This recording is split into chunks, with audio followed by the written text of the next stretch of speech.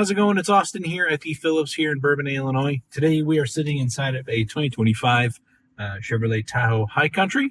A lot of these options are going to be available across the board.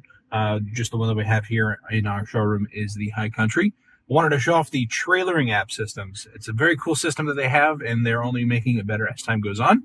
So there's a couple different sort of ways of getting into it. Right now it's already by default up here in the top quick selections or by the trailering app.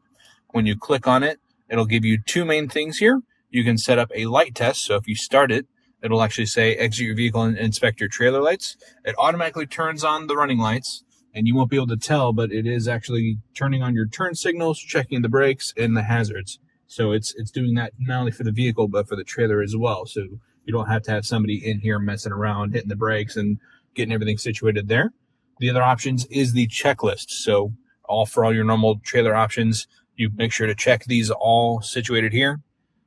Hitch securely mounted, your trailer connected to the hitch and locked, electrical connector plugged in, lights working properly, safety chains in place, jack stowed properly, tires properly inflated, wheel chocks removed, mirrors adjusted, and getting your brake gain adjusted properly.